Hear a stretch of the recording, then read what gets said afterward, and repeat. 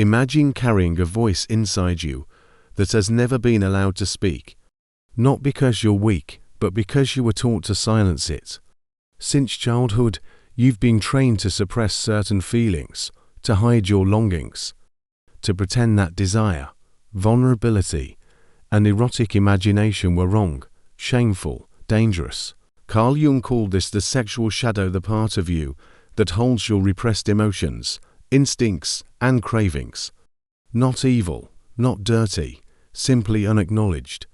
And like all things buried too deep, it doesn't disappear. It returns quietly, indirectly through obsessive thoughts, emotional numbness, and relationships that confuse you. You don't know why you keep choosing the wrong people, why you feel disconnected during intimacy, why a part of you always feels missing. This is not pathology. It's not proof that something is broken inside you. It's a signal, a whisper from the shadowed part of your soul that's tired of being exiled. What happens when that part finally speaks? What happens when you stop apologizing for your depth and start listening? In this series, we'll explore the sexual shadow not with judgment, but with compassion. Not to indulge it, but to integrate it, because true wholeness doesn't come from perfection. It comes from finally allowing all of you to exist. When the sexual shadow is denied, it does not fade quietly into the background. It transforms into obsession, into numbness, into a haunting absence at the center of your most intimate relationships.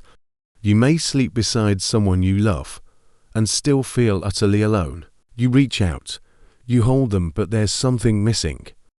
A barrier that can't be named, a hollow echo behind every touch. You're present in body, but your soul is nowhere to be found. As if a vital part of you has gone missing, and you don't know how or when it disappeared. Carl Jung warned that what we do not make conscious will return as fate, and nowhere is this more painfully clear than in the realm of connection. When your shadow, especially your sexual shadow, is exiled, it begins to sabotage your capacity to feel, to truly love, to be known. You try to play the role, the good partner, the desirable lover, but inside, there's a split. You're performing intimacy, while your true self remains in hiding. And over time, that performance becomes exhausting. The distance becomes unbearable. You wonder, why can't I feel anything anymore? Why do I feel numb in moments that are supposed to be sacred? It's not because you're broken. It's because part of you has never been allowed to be here. This is the quiet tragedy of shadow repression. Not chaos, not drama, just disconnection. A slow fading from your own life. And until you are brave enough to welcome back the part of you you've buried, the longings, the softness, the raw emotion, you will continue to feel like a stranger inside your own body.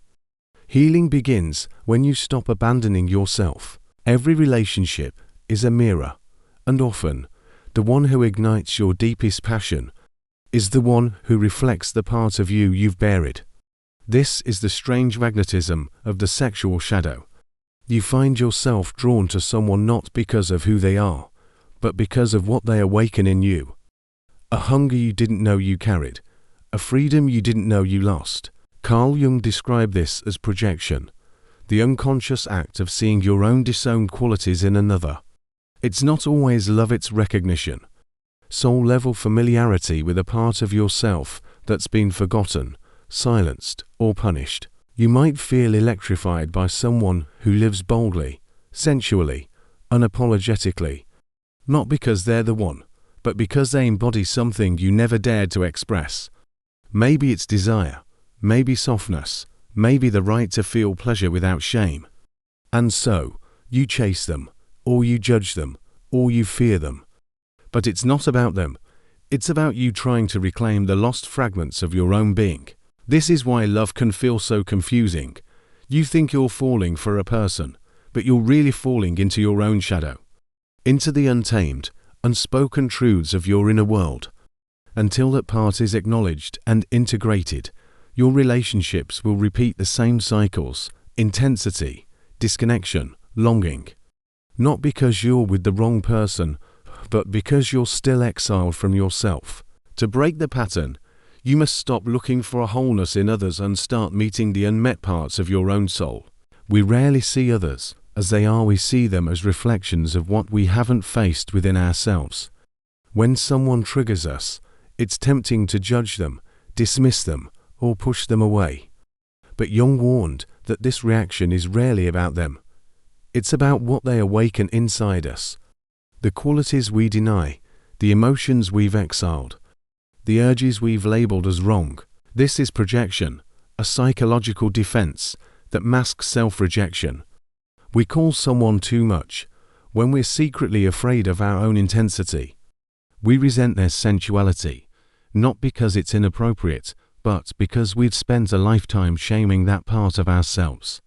We envy their boldness because we've buried our own.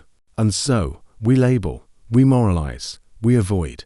But the more we reject the shadow in others, the more disconnected we become from our own inner world. What we call judgment is often the fear of resemblance. Jung said it simply: everything that irritates us about others can lead us to an understanding of ourselves. Every trigger is an invitation. Every discomfort is a doorway, but most people never walk through it. Instead of awareness, we default to reaction. Instead of curiosity, we choose control. And by doing so, we miss the chance to become whole. The only way out of this cycle, through radical honesty, not just with others, but with ourselves. When we stop policing the world and start listening to our inner tension, we begin the real work, turning projection into integration. And only then can we meet others not from fear, but from self-awareness. When the shadow is repressed for too long, the body begins to speak in silence. Not through words, but through numbness. You stop feeling when you love. Desire fades, intimacy becomes mechanical. And even though you may have everything: stability, success, a partner, something essential feels missing. This isn't burnout. It's not a low libido or a hormonal shift. It's a soul split in half. Carl Jung warned us, what we exile from consciousness doesn't disappear, it returns as fate. And what we exile most often in modern life is feeling itself. In a culture that rewards productivity over presence, composure over emotional truth, and efficiency over depth, the numbing of the self is mistaken for maturity. But make no mistake, this numbness is not wholeness. It is survival, and survival is not the same as being alive. Many people walk through life like ghosts, performing love without feeling, making decisions without clarity, saying I'm fine when something inside has long gone silent. Society applauds this as emotional strength. But often, it's just disconnection in disguise.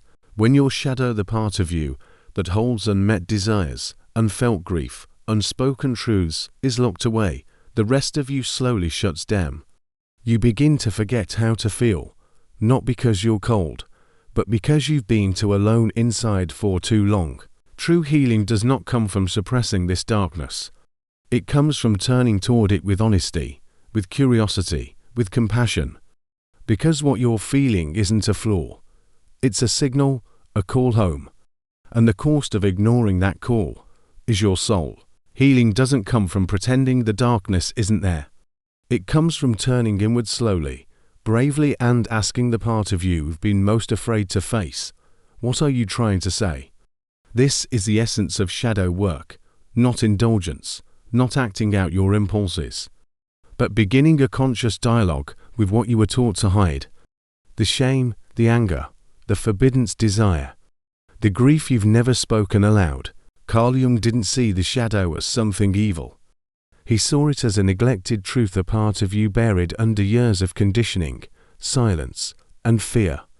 And when you finally sit down with it, not to fight or fix it, but to listen, something begins to shift. The numbness starts to thaw, the guilt softens into understanding, and you begin to realize the part of you you've been running from is the very part that holds your aliveness. This isn't about letting your impulses run your life. It's about owning them, seeing where they come from, what they're protecting, what they long for. The shadow speaks in symbols, sensations, and dreams. When ignored, it sabotages, but when heard, it guides.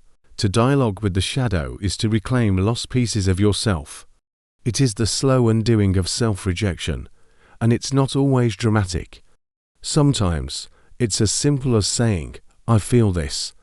I don't have to act on it, but I won't exile it anymore." The journey of healing isn't about becoming someone new. It's about remembering who you were before the world told you what parts of you are too much, too messy, too dangerous to love. And in that remembering, you begin to come home. You don't need to perform anymore. You don't need to keep one face for the world and another locked away inside. The path of true healing, what Carl Jung called individuation, is not about perfection, but integration. It's the slow, sacred process of becoming whole, no longer divided between the self you present and the self you suppress. Integration doesn't mean acting on every desire or justifying every shadow impulse. It means seeing clearly. It means knowing what lies inside you and holding it with awareness, responsibility, and compassion. Your rage, your shame, your longing, your tenderness, none of it makes you unworthy. When you bring it into the light, not to control it, but to understand it, you become real again. Wholeness is not a moral goal, it's a psychological necessity. Because when parts of your soul remain exiled, your relationships suffer, your vitality dims. You walk through life like a stranger to yourself, chasing moments that never fully satisfy. But when you integrate your shadow, the inner split begins to dissolve. You stop hiding, you stop pretending, and in that honesty, you rediscover freedom. This is not the end of the journey. It's the beginning of a deeper one where you can meet life from a place of presence instead of performance, where intimacy feels safe because you're no longer hiding from yourself. You were never meant to live fragmented. You were meant to live whole, anchored, honest, and alive. And that is the quiet power of shadow work, not to fix what is broken, but to remember what was buried. Not to become someone else, but to finally, fully be yourself. Thank you for being here.